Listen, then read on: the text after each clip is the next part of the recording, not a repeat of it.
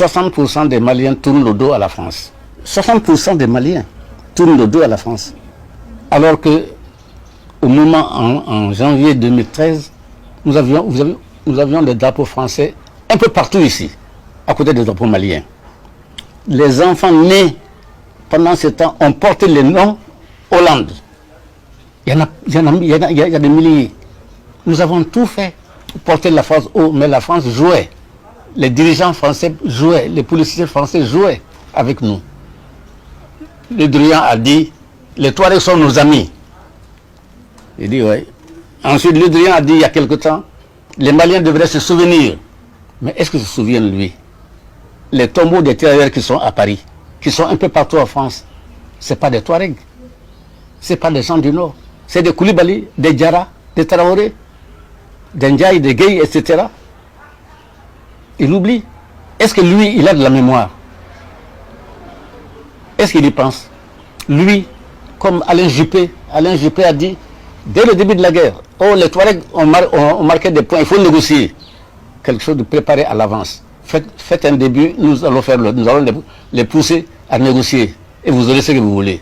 Mais nous ne sommes plus des débiles, c'est fini. Nous ne sommes pas des naïfs, c'est fini. Nous ne sommes pas des enfants, des infantiles, c'est fini. C'est fini, nous savons. Si le MNLA, c'est la France qui est derrière le MNLA, pas la France, les politiciens français, les Le Drian, les Alain Juppé, tout ça, ce sont eux qui sont derrière le MNLA. Il y a des écrivains français qui sont avec nous, avec le peuple, tel qu'un certain M. Boucher, j'ai lu ses écrits. Je ne le connais pas. Je ne le connais pas. Mais lui, c'est un Français. Les autres, c'est quoi? C'est des politiciens. Ils vont venir, ils vont laisser la France et le peuple malien. Leur jeu est connu. Leur jeu est clair pour nous. Nous savons, mais qu'ils continuent. Ils auront peut-être une bataille. Parce que nous sommes faibles maintenant, nous n'avons pratiquement pas d'armée. Un général français a dit que l'armée malienne qu'ils ont trouvée est une armée déstructurée, démotivée, sous-équipée et minée par la corruption. Nous n'avons pas d'armée. Mais c'est une affaire d'un temps. Nous avons tout le temps, notre peuple a tout le temps pour se réarmer, pour se préparer et pour combattre. Combattre, c'est notre habitude. Nous savons ce que c'est combattre.